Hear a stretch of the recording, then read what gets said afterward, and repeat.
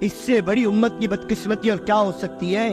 اس سے بڑھ کر امت کی بربادی اور کیا ہو سکتی ہے؟ پھر رونا رویا جا رہا ہے کوئی ہماری نہیں سنتا، پھر رونا رویا جا رہا ہے کہیں ہماری نہیں چلتی، پھر رونا رویا جا رہا ہے کوئی ہمیں نہیں پوچھتا، ہر جگہ سے دھتکارے جا رہے ہیں۔ میرے دوستو، یہ دھتکار نہیں ہے، یہ ہمارے اعمال کا ریئیکشن ہے۔ جیسے ہم اللہ کے دین کے ساتھ معاملہ کریں گے، اللہ ایسے ہمارے ساتھ معاملہ کرے گا۔ جب اللہ کے عوامل کو ذبح کرنے کا ہمیں درد نہ ہوگا، اس زمین اور آسمان میں ہمارے ذبح کرنے کا آسمانوں پہ بھی درد نہ ہوگا۔ جب اعمال اور صفات والی زندگی تھی میرے دوستو، ایک کی موت پہ اللہ کا عرش ہلتا تھا۔ ایک کولی کے اندر اتنی طاقت تھی کہ اس کی 2 رکعت نماز اور ہاتھ اٹھا کے دعا مانگنا سوچے آسمان کے فرشتے کو زمین پر لاتا تھا۔ آج 30 لاکھ آدمی بیت اللہ کا پردہ پکڑ کر اللہ سے دعا مانگ رہا ہے اور اللہ کا غیبی نظام حرکت میں نہیں آ رہا۔ کیا بات تھی؟ کل تک امت کا کولی میں اتنے اندر اللہ سے تعلق تھا، آج 30 لاکھ حاجی بیت اللہ کا پردہ پکڑ کر امت کے لیے فیصلے نہیں کروا پا رہا ہے۔ ابھی عمرے میں رمضان میں پورا بھرا ہوا حرم، کیوں دعائیں نہیں مانگی ہوگی؟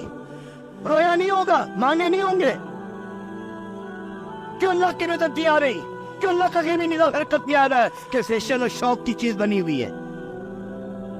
زندگی اندر کی خالی کھوکھلی ہوگی، خدا کی قسم کامل سے کچھ نہیں ہونے پا۔ پھر آج نماز پڑھ لیں، کیا ان کو یقین ہے کہ میری نماز سے کام بنے گی؟ اور کولی آواز لگا رہا امن یجیب المضطر اذا دعا، صرف اتنا ہی پڑھا ہے اس نے، اور چوتھے آسمان کا فرشتہ زمین پر آ گیا۔ یہ امت کا کولی وہ اللہ سے ایسا تعلق رکھنے والا تھا۔ یہ امت کی عورت ام صاحب رضی اللہ تعالیٰ عنہ، اس کی دعا ہے میرے دوست بزرگوں کہ مردہ زندہ کرا دیا۔ ہاں، امت کی عورت گھر میں رکھی ہوئی چکی میرے دوست چلوا دی۔ امت کی عورت آسمان سے پانی کے دسترخوان پر میرے دوست پانی کا ڈول اتروا لیا۔ جب اللہ سے تعلق تھا امت کا، آج میرے دوست بزرگوں ذرا سی مسئلہ حل کروا کے دکھا دے، ذرا سی ذلت کو عزت سے بدلوا کر دکھا دے۔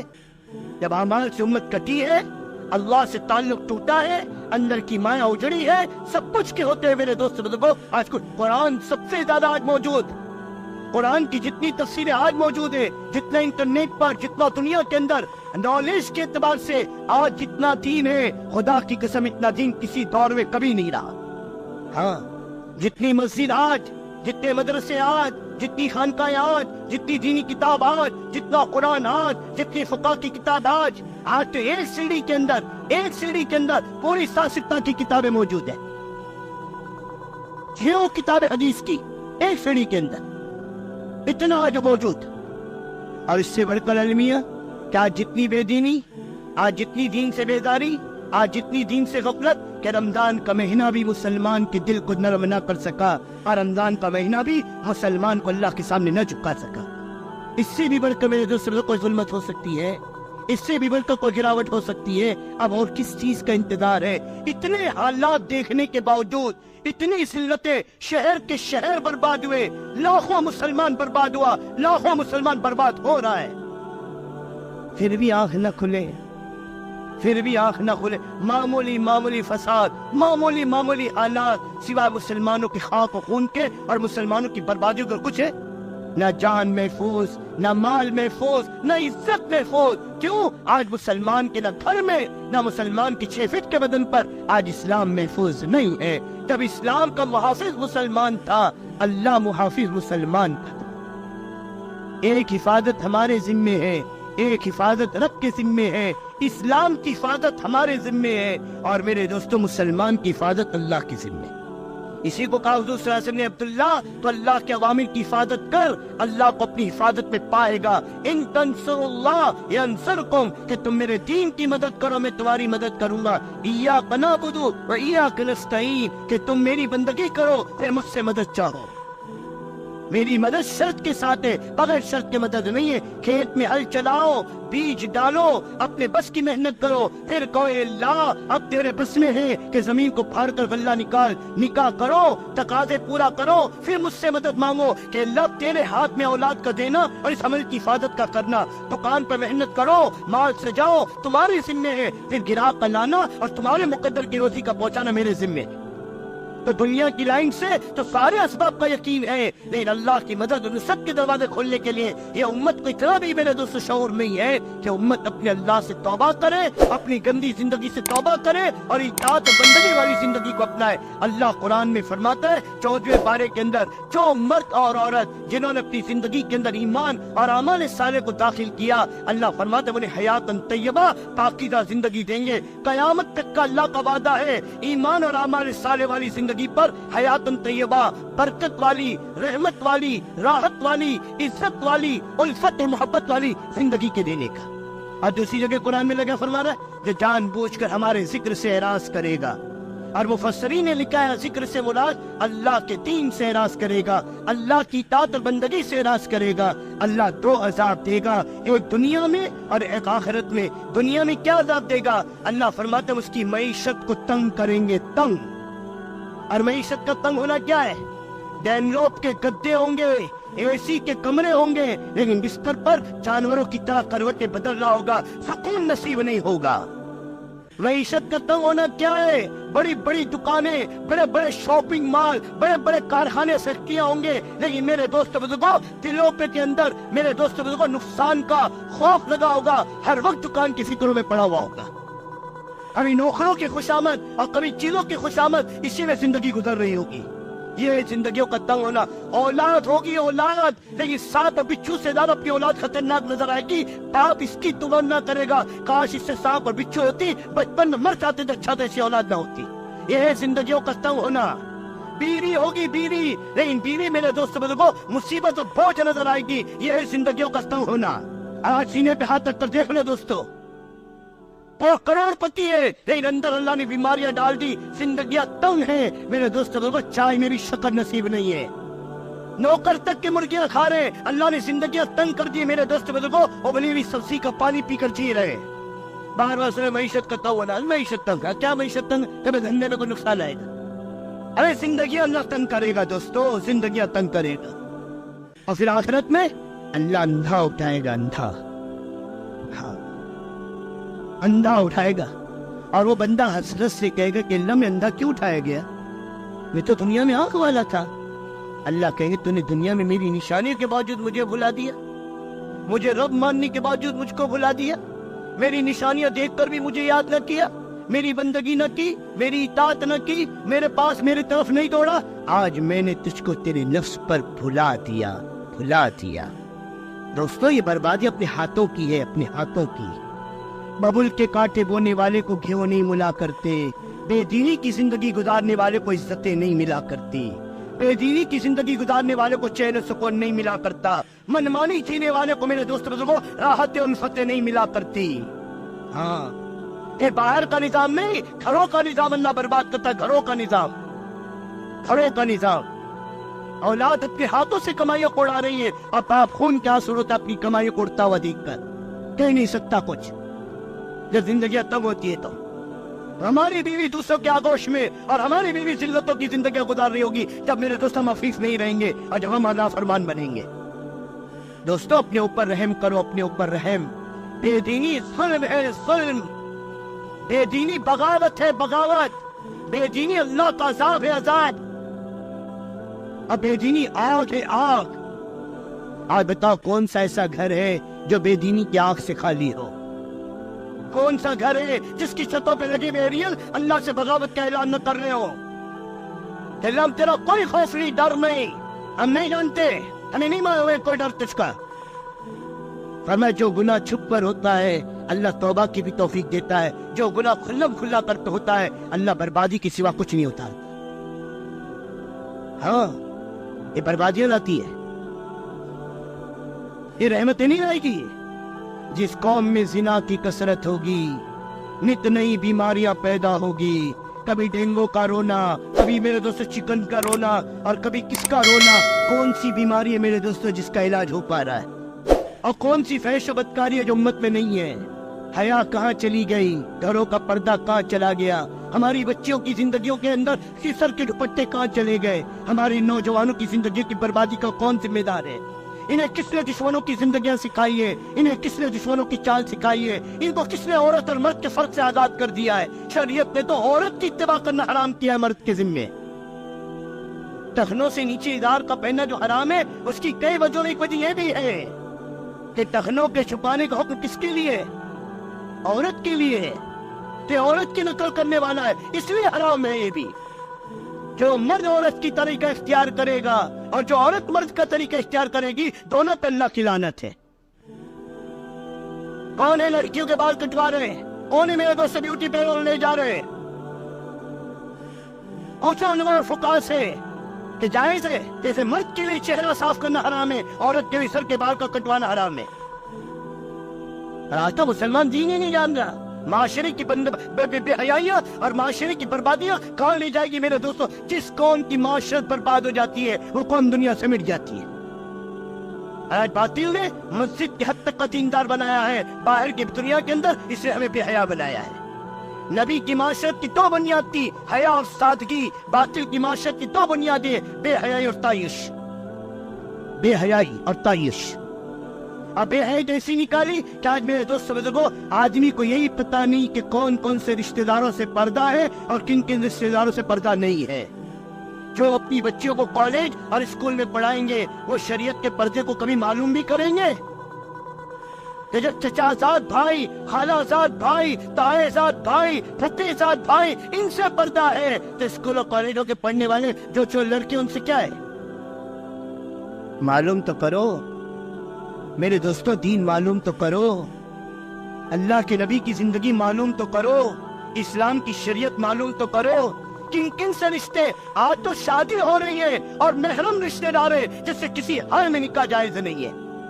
जालिम इंसान एक निकाह के अंदर दो बहनों को रखे हुए, खाया निकाह में मौजूद, पानी को निकाह में रखे हुए। पूछो मेरे दोस्तों बुजुर्गों, इसकी जिंदगी का क्या होगा? ये ईमान पे मरेगा, कुफ्र पे मरेगा? कि ना ये निकाह में रही ना वो निकाह में रही, दोनों जिना है। आज से महरम रिश्तों का पता नहीं है, दूर शरीक रिश्तों का पता नहीं है। वो कौन से दूर शरीक है जिनसे किसी हाल में निकाह जायज नहीं है? शादियां हो रही है, क्यों? हम दीन के मामले में आजाद हैं। आई नो मुझे मालूम है ये जहालत की सबसे पहली इब्तिदा है कि मैं जानता हूं। ये अलामत है कि कुछ नहीं जानता है, जाहिल है ये। वरना दीन की इब्तिदा तो कि भाई बताओ क्या करना चाहिए, भाई मुफ्ती से मालूम करे क्या करना चाहिए, ये इब्तिदा है। तेल मिलेगा। और आज किसी के पास जाओ, सब मालूम है, साहब किसी और को बताओ, हम सब जानते हैं। हम तो आज दीन को इंटरनेट पर देख रहे हैं, ये बटन दबाया आ गया। क्या सासित्ता पढ़ रहे हैं?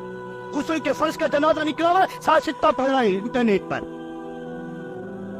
हाँ, एक साथ मिले और उस बेचारे को वाकई नहीं पता था। हम तो इंटरनेट पर सारे सवालों के जवाब, बुखारी क्या कह रहा है, मुस्लिम क्या कह रहा है, तिरमिज़ी क्या कह रहा है, मिशकात क्या कह रहा है, ये क्या कह रहा है, सब मॉडर्नाइज इस्लाम। हर चीज में तरजिद्दत। हालांकि ये तो मेरे दोस्तों बुजुर्गों, अगर इससे इस्लाम आता तो अल्लाह पाक मेरे दोस्तों जो अपने नबी के लिए इतनी मुशक्कत कर रहा है कि अल्लाह पाक ज़माने में इन चीजों को नहीं कर देता। ये तो सीना बसीना है। ये तो हर आदमी को मेरे दोस्त इसके इल्म को सीखना, इसीलिए इतने इल्म का सीखना हर बालिग मर्द औरत पे फर्ज है जो हराम को हलाल और हराम से निकाल दे। आज माँ की जिम्मे है कि औलाद के दीन को सीखे, औरत की जिम्मे है कि मर्द के दीन को सीखे, और मर्द के जिम्मे औरत के दीन को सीखे। हाँ, हुजूर साहब फरमाए बेटी फातिमा तो अली के घर में बांदी बनकर नहीं जा रही, अली के घर में मलका बन के जा रही। तो बगैर पगार की धोबन नहीं, बावर्चन नहीं, नौकर नहीं है। तो अली के जिम्मे तुझे पका पकाए खिलाए, अली के जिम्मे तुझे सिला सिलाए पहनाए। नहीं बेटी फातिमा, दुनिया की तकलीफ पर सब्र कर लेना, इसका बदला जन्नत है, आखिरत में बदला मिलेगा। आज तो क्यों मार रहे हो भाई अपनी बीवी को? अरे साहब मेरे माँ बाप के कपड़े नहीं धो रहे। अरे तो तेरे कपड़े धोने का उसका हक नहीं है, उसके जिम्मे नहीं है, और तुम माँ बाप की धुलवा रहे। मेरे 3 भाई है, सबके धो। क्यों? शादी इसीलिए तो की है। कितने दीनदार होंगे जो अपनी बीवी बच्चे औरतों की वजह से जहन्नम में पहुंचेंगे। अब ये किससे रोएगी जुल्म का? ये बल्कि शरीयत औरत को क्या देती है? अगर वो तुम्हारे माँ बाप के साथ रहने को तैयार ना हो कि मैं नहीं रहती, तो शरीयत औरत का ये हक देती है कि मर्द उसके लिए अलग से ठहरने का इंतजाम करे, चाहे उसी घर में क्यों ना। ہاں یہ کوئی میرے دوستوں کی جانور تھوڑی ہے کہ ایک کھوٹے سے بندی تھی اللہ کے ہم نے اپنے کھوٹے پہ باندھ دیا. خدا کی قسم دنیا کے کسی مذہب میں عزت نہیں ہے جو عزت شریعت نے عورت کو میرے دوست اسلام میں دیا ہے. ماں ہے جس کا مقام کیا, بیوی ہے جس کا مقام کیا, بیٹی ہے جس کا مقام کیا, بہن ہے جس کا مقام کیا. ماں تو فرمایا تیری جنت و جہنم ہے, اس کے پاؤں کے نیچے جنت ہے, اس کی ساری عبادت مردود کر دے گی تیری, اور اس کی ایک دعا آخرت میں بیڑا پار کروا دے گی. ماں کو ماں سمجھ اور پھر ماں کی خدمت سعادت سمجھ کے کر. اور ماں کے ذمہ کیا تھا, ماں کے ذمہ کیا تھا؟ ماں کو اعزازی چیز نہیں تھی, ذمہ داری کی چیز تھی. میں تو اکثر عرض کرتا ہوں جو اللہ نے نبی کے ذمہ کیا تھا کام, وہی اللہ نے عورت کے ذمہ کیا بحیثیت ماں ہونے کے. آدم سازی کی ذمہ دار کون ہوتے کہ نبی ہوتے.